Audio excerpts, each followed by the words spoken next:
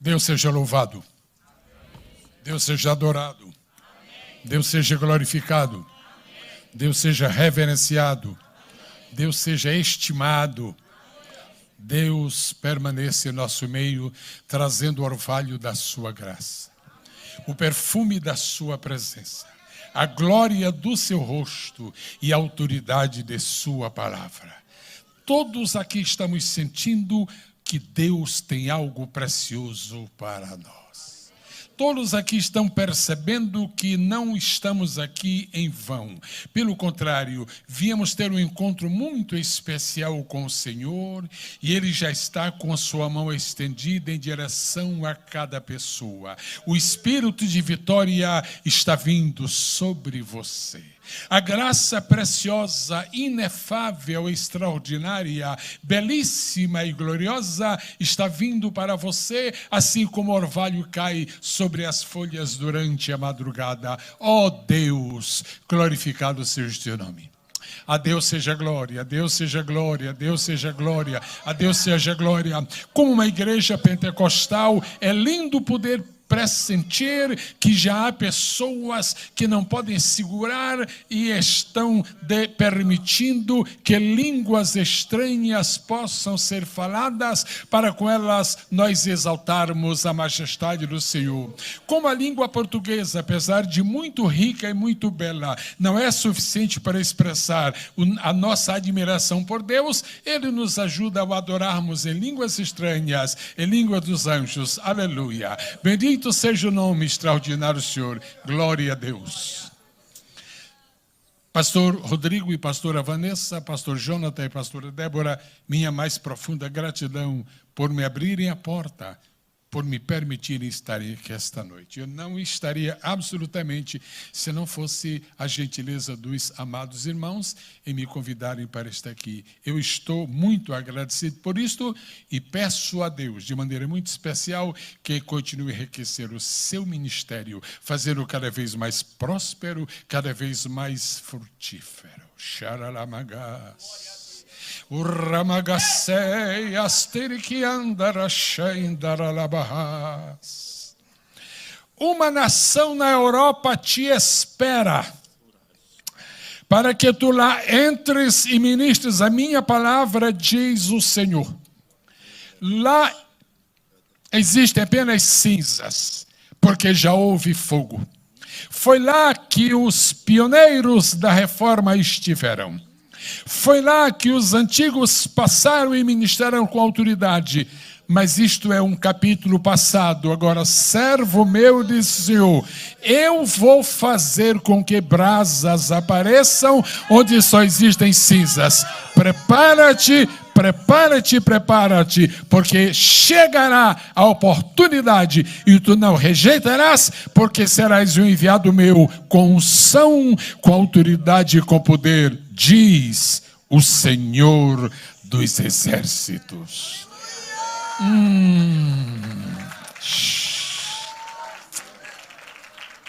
Aramagassuriandarash. Eu vou ler a palavra em seguida. É que eu sou servo. Já entenderam? Eu sou servo. Eu não sou patrão, eu sou servo. E se eu chamo Jesus, Senhor, Ele tem o direito. Aqui deste lado, aí pelo 7, mais ou menos na 7ª fileira, é uma pessoa com problema no joelho direito. Servo de Deus. Pisa firme no chão agora, porque tu estás sendo curado pela autoridade do nome precioso. Que noite linda! Ao adentrarmos aqui esse santuário, eu disse para a pastora Vanessa, há uma sensação muito forte da presença de Deus. Tire proveito disto. Tire proveito disto. Eu não sei qual é a tua idade, mas eu estou sendo informado por Deus que Deus tem um grande plano para a tua vida. Tu podes dar 3 passos aqui. 1, 2, 3. Se tu quiseres, tu pode seguir qualquer carreira neste mundo. Se tu quiseres, tu pode escolher qualquer profissão que há neste mundo. Mas se tu deixares o Espírito de Deus dirigir, algo como isto te espera. Algo como isto te espera. Te espera. E para que seja no teu coração confirmado isto, eu queria pedir gentilmente ao pastor Jonathan que pusesse a sua mão sobre a fronte, sobre a testa deste jovem, e quando o senhor puser a sua mão, o espírito de sabedoria e de conhecimento da palavra vai entrar. O microfone para ele pode ser dado rapidamente para que possa ser ouvida a oração. Rapidinho, por favor. Rapidinho. Aleluia. Obrigado. Chama Hasukian. Não há nenhuma dúvida. A glória dele veio. Akatarabash.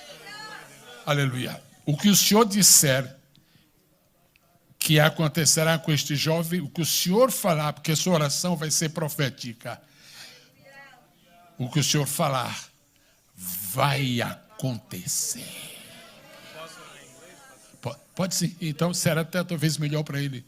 Amém. Ele vai orar em inglês, e Deus que conhece todos os idiomas, Uramash. E antes que tu ores, fica inebriado da presença de Deus.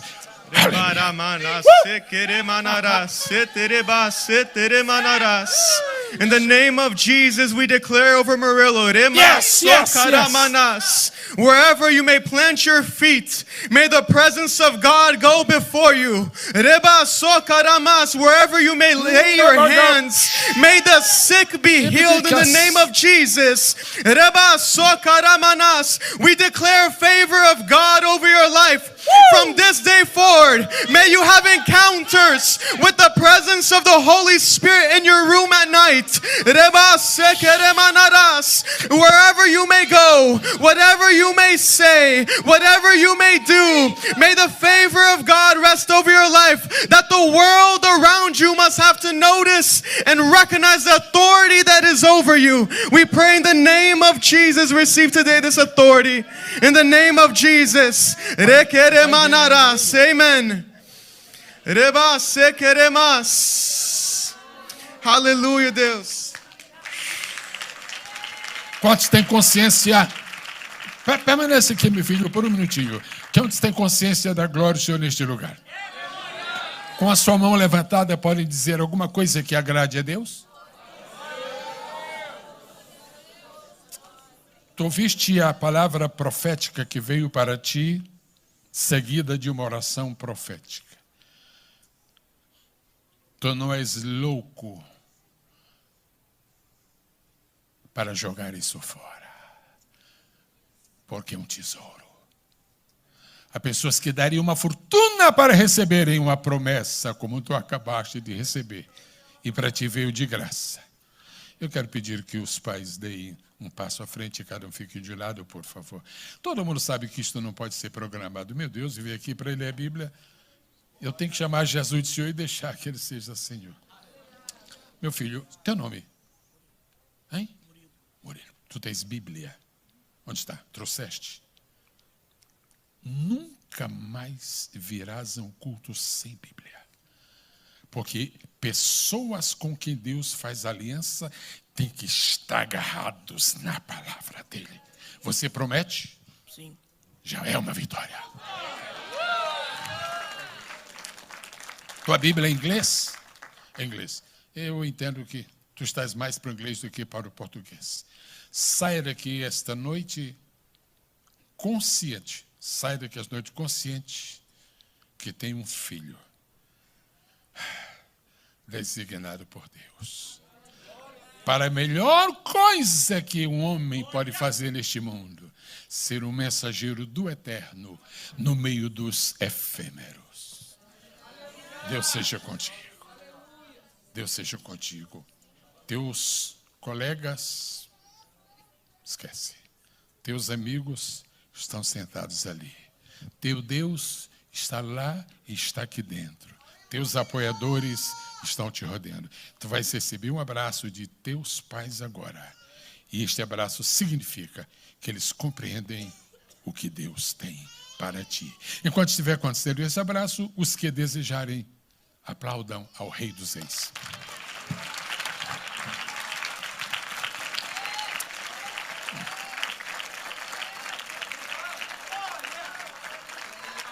Eu só quero pedir a Jesus que me deixe pregar. Né? Estou com tanta vontade de pregar. O senhor que é o pai, o senhor é um evangelista aqui na igreja, né? Isso não é nenhuma revelação, eu consultei ali. O senhor crê no que está acontecendo aqui agora? Faça a sua parte. Troque ideias com ele sobre a Bíblia. A senhora também.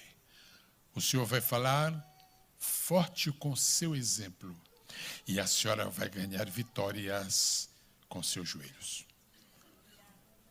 Eu acho que mais 30 segundinhos. O senhor pode dar 3 passos à frente? 1, 2, 3. Pode me apertar a minha mão? Este plano que tu tens é bom. Deus está de acordo com ele, está tudo certinho. Só que não é para já, não, viu? Tem paciência. Todas as coisas que nós fazemos na vida, se fizermos 1 hora antes, elas não prosperam. Se fizermos 1 hora depois, já passou a oportunidade. Se fizermos na hora certa, nós teremos vitória. Espera o sinal de Deus, tá bom? Está tudo certo, está tudo bom, é tudo certinho. Mas espera a hora. Vai na tua força! Eu quero pedir à igreja do Senhor a gentileza de... Os senhores tanto podem abrir a Bíblia como podem contemplar a tela, não é? Eu vou pedir a gentileza de que seja posto na tela o versículo 29 do capítulo 27 do livro de Atos dos Apóstolos. Enquanto este versículo está sendo posto na tela, eu quero contar um rápido segredo. Domingo passado eu estava em casa, neste horário, assistindo o culto aqui com a minha esposa. Ela gosta muito de assistir os cultos aqui desta igreja. E o pregador veio domingo passado. Quem estava domingo passado vai exatamente lembrar-se do que eu... E o pregador leu em Atos 28 e falou muito sobre Malta. Eu comentei com o pastor Rodrigo, que mensagem. Gente, eu vou dizer para você, eu fui abençoado. Foi algo lindo, lindo. Mas quando ele leu Atos 28, eu tremi, eu disse, meu Deus. Porque quando o pastor falou comigo, o pastor Jonathan me convidando para estar aqui, eu fui buscar a Deus. Deus me dá uma semente. Sabe para onde Deus me levou? Para Atos 27. Eu disse, não é possível que o pastor Jefferson vai pregar minha mensagem. Porque se ele pregar minha mensagem, eu acho que eu nem vou lá, vou fazer o quê? Aí Deus simplesmente me disse que a palavra dele é infinita. E eu não vou pregar sobre o que ele pregou, mas eu vou pregar bem pertinho do que ele pregou. Isso significa que Deus tem um negócio com Atos aí para você. A gente podia alegrar o coração de Deus um pouquinho mais esta noite? Podíamos? Vamos glorificar o nome dele com a mão levantada, vamos. Fala uma coisa bonita para ele. Eu te amo, eu te adoro. Glorificado, glorificado, glorificado, glorificado. Aleluia. Uramahasuki andarala shekataralabahas. Uramakasheri andaralabahas. Eu quero pedir que as vozes femininas leiam o que está na tela, por favor. As vozes femininas. É muito bom. Eu gosto muito de que a igreja tenha a Bíblia na mão, mas é uma grande vantagem em um texto na tela, porque quando lerem é uniforme, todo mundo é a mesma coisa. Agora não deixa a sua Bíblia em casa não, faz igual Murilo, que todo culto vai trazer a sua Bíblia. Muito bem, Atos 27, 29, as vozes femininas, o melhor que puderem para a glória de Deus, 1, 2, 3, vai ser lindo essas irmãs falarem, quer ver? Homens, cuidado, hein? Se preparem porque elas vão gritar mesmo. 1, 2, 3.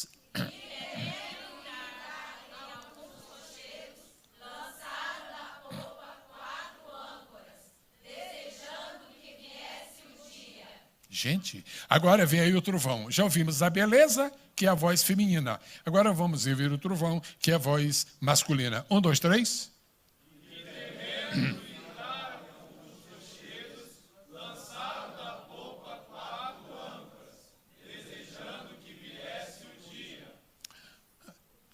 Eu acho que não é como antigamente, que se punha um texto no retroprojetor e tinha que apagar, porque senão aquecia e podia até explodir. Acho que pode ficar um minutinho, não pode? Alô? Sim ou não?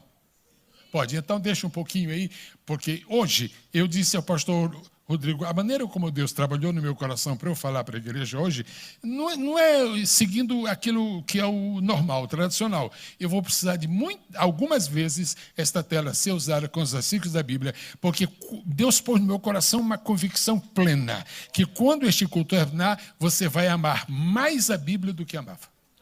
Porque nós só vamos ver Bíblia hoje. Nós só vamos ver o que está na Bíblia. E quanto mais você come Bíblia, mais nutrido você fica.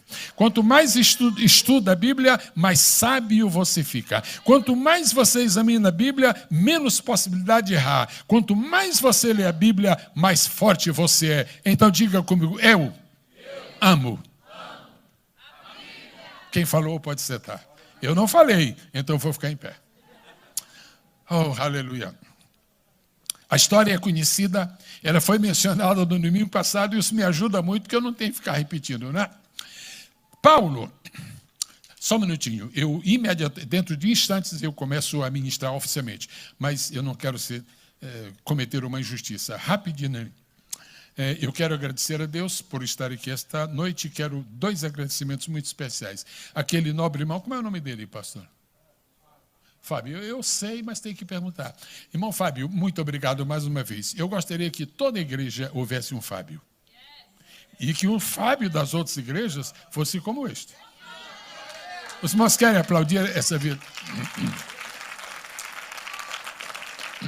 Fábio, algum dia alguém vai te chamar de puxa-saco, se ainda não chamou. Fábio, algum dia alguém vai te incomodar com bobagens. Não liga para isso, não. Tu não tens ideia de como o Espírito Santo está feliz de saber que tu és sensível à obra de Deus e tu tens o espírito de servo para servir na casa de Deus. Deus nunca permita que este espírito de servo que tu possuis saia. Agora eu vou dizer uma coisa, tem bênçãos te esperando e são grandes. E como o espiritual rende, mas rende material também, dentro de 2 anos tu vais dizer, tanto dinheiro na tua conta, que ele disse, o que é isso? Aí Deus vai dizer, estou te pagando.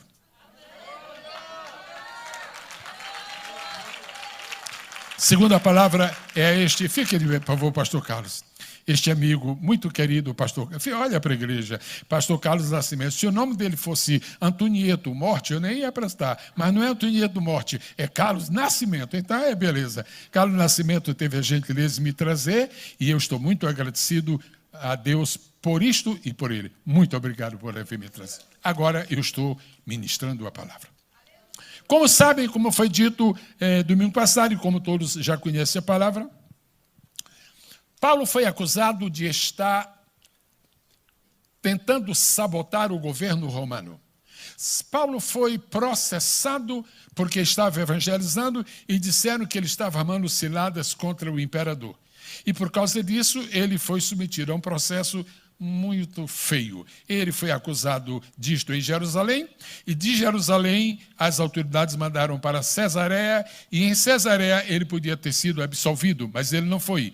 Ele foi condenado em Cesareia. E, havendo sido condenado em Cesareia, ele teria muito provavelmente que ser morto, porque não havia uma expectativa melhor para ele. Mas Paulo, então, entendeu que devia fazer um apelo. E ele apelou para o governo central do Império Romano, que estava, claro, em Roma, e ele pediu para ir a Roma para ser apresentado ao imperador e ali ele fazer a sua defesa e esperar. Mas, na verdade, o que aconteceu é que dentro de seu coração, Paulo sabia, Paulo entendia, por uma revelação de Deus, que ele tinha um ministério a desempenhar em Roma. E, de fato, ele teve um ministério. O capítulo 28, finalzinho do capítulo 28, diz que depois de muitas peripécias, de muitas dificuldades, ele chegou a Roma, ficou ali 2 anos, e enquanto ele estava preso, ele estava evangelizando. E, por causa disso, o livro de Atos dos Apóstolos termina de uma das maneiras mais bonitas que existe. Há muitos livros da Bíblia que terminam bonito, mas o livro de Atos termina de uma maneira tão linda que eu gosto de ler isso muitas vezes. Sabe como é que termina o livro de Atos Apóstolos? Com 3 palavras. Diz que Paulo estava pregando lá na prisão, etc., e diz assim, sem impedimento algum. Como é que um livro termina assim? Sem impedimento algum. Eu deixo esta palavra dentro do janeiro profético. Você vai conseguir viver sem impedimento algum. Você vai conseguir servir a Deus sem impedimento algum. Você vai conseguir realizar a sua missão sem impedimento algum. Você vai ver seus filhos voltarem para Cristo. Você vai ver sua filha conseguir um bom casamento. Você vai ver seus negócios prosperarem. Você vai ver a igreja crescer cada vez mais sem impedimento algum. Então, Paulo, de repente, ele é um apóstolo, mas tornou-se prisioneiro. E você pode chamá-lo de prisioneiro apóstolo, ou pode chamá-lo de apóstolo prisioneiro. Eu prefiro chamar de apóstolo prisioneiro, né? Ou de prisioneiro apóstolo. E começou, então, uma história muito séria, muito forte, e em alguns pontos muito triste. Eu penso que você, depois de 2 domingos, pregadores falando sobre esse texto, você vai se ficar constrangido de ir para a Bíblia. Esse Atos 27 eu vou ler isso aqui completo, e você vai ler devagar. E diz a Bíblia que eles procuraram, um navio, foi designado um capitão chamado Júlio, um homem de bom coração, e ele foi, aquele capitão, ele encontrou o navio e foi comandar o navio que ia à metade do destino, à metade do percurso. Muito bem. Agora, como Paulo era um prisioneiro, então aproveitaram e mandaram logo outros prisioneiros. E o navio levava 276 pessoas. A igreja pode repetir quantas pessoas? Agora imagina 270 pessoas no navio. Na verdade, era um presídio, né? Era um presídio marítimo. 276 pessoas. Muito bem. E a história poderia terminar muito bonita, e termina bonita, mas ela poderia ser muito bonita todo o tempo, se não fosse algumas coisas que aconteceram. Por exemplo, está escrito que eles foram viajando, e de repente notaram que o tempo começou a ficar ruim.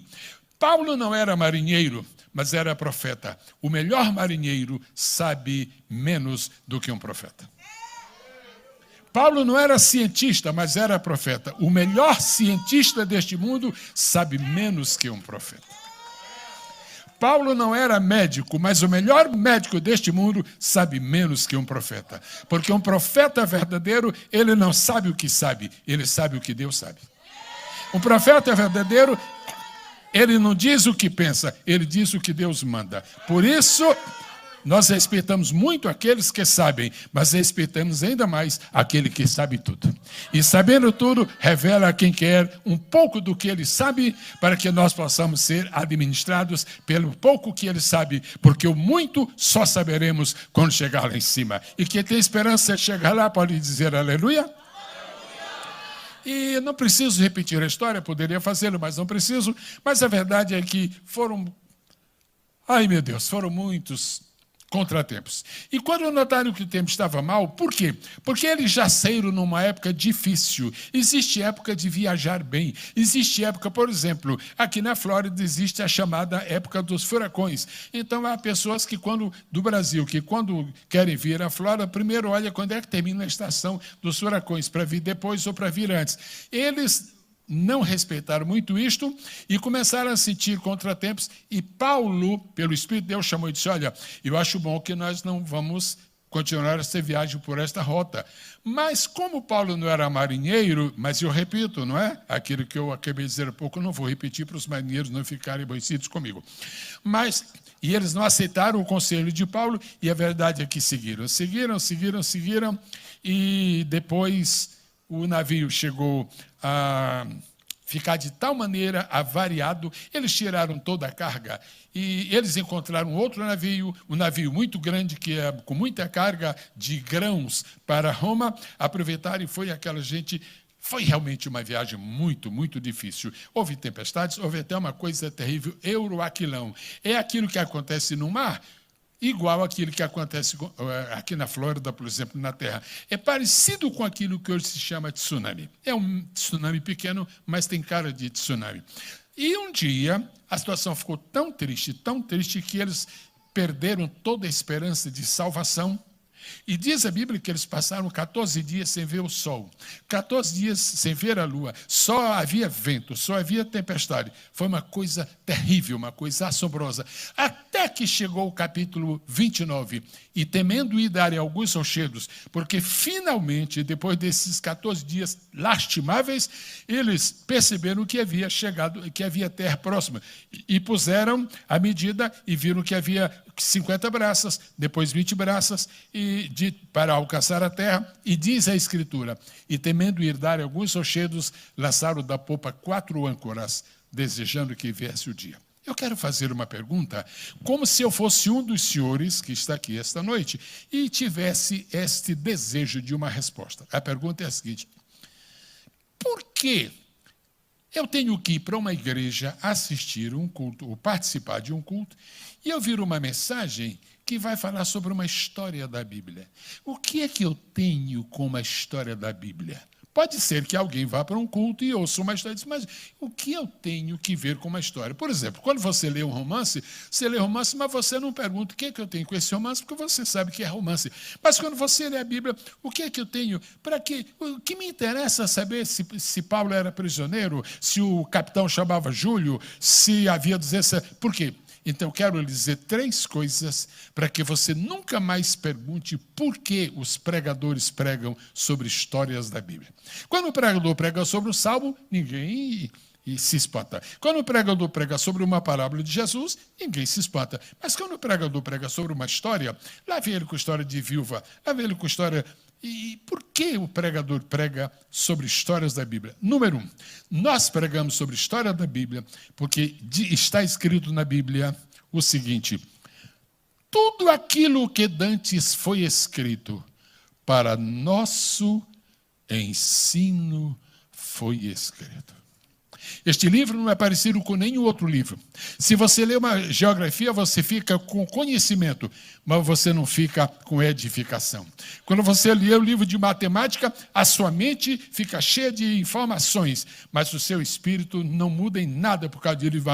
Mas a Bíblia não. Qualquer página da Bíblia que você lê, você vai ter uma transformação.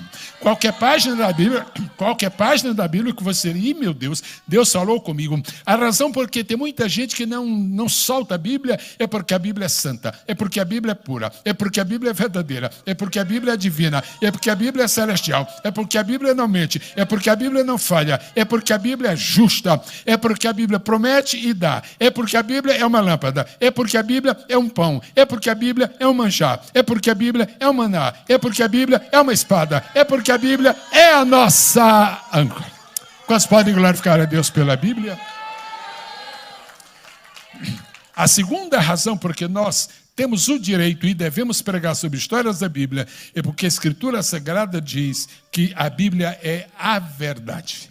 E onde você encontrar a verdade, aí você fica. Você sabe que mentira não nos serve. Você sabe que fake news nós abominamos. Se você está lendo na internet alguma coisa e você descobre que é fake news, você muda de canal na hora. Agora, não existe uma fake news na Bíblia. Tudo na Bíblia é verdadeiro. Tudo na Bíblia é santo. Tudo na Bíblia é... Quem ama a Bíblia, levante sua mão direita, por favor, e diga amém.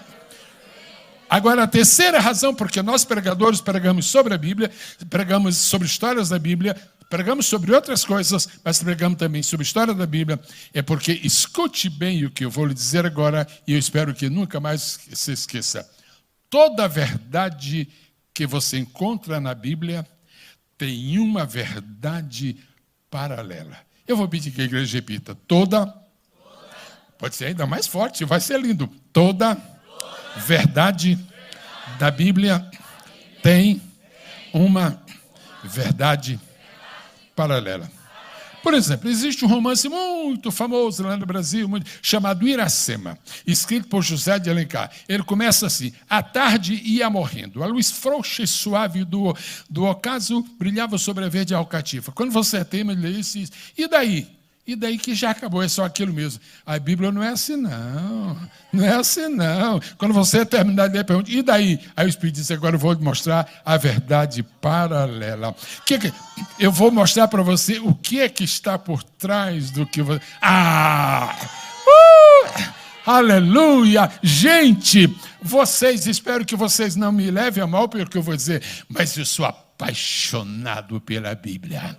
Eu dependo deste livro. Quando eu estou com muita sede na minha alma, você sabe aonde eu vou? Eu não vou a um pote, eu vou ao mar. Eu vou ao oceano de riquezas da palavra de Deus. Pois bem, baseado nessas 3 verdades, então eu estou lhes dizendo esta noite da importância. Agora vamos ver se existe uma verdade paralela. O que é uma verdade paralela? Você lê o que a Bíblia diz e chama-se a verdade literal, aí você vai procurar a outra verdade que está por detrás, que é a verdade aplicada. O que isto interessa para a minha vida?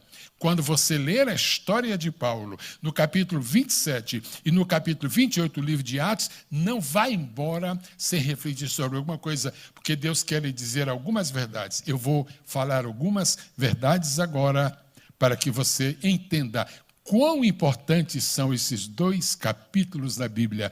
Quais são? 27 e 28 do livro de... Bem, esses 2 capítulos falam de uma viagem. Repita após mim, por favor. Falam de uma viagem. Nessa viagem havia muitos passageiros. Repita sempre a última palavra. Nessa viagem havia muitos... Dentre desses passageiros, no caso era 17 e 16, havia 2 servos de Deus. Servos de Deus.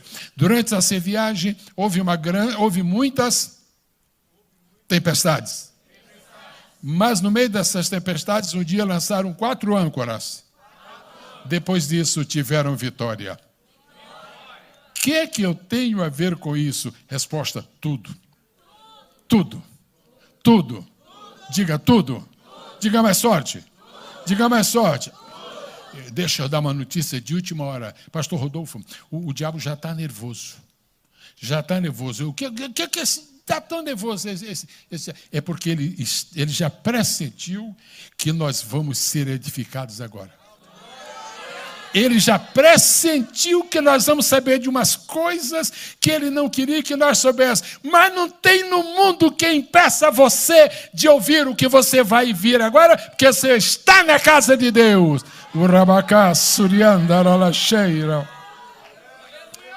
A viagem que Paulo fez simboliza a viagem da nossa vida. Você pode repetir isto? Você não diz da nossa, você diz da minha.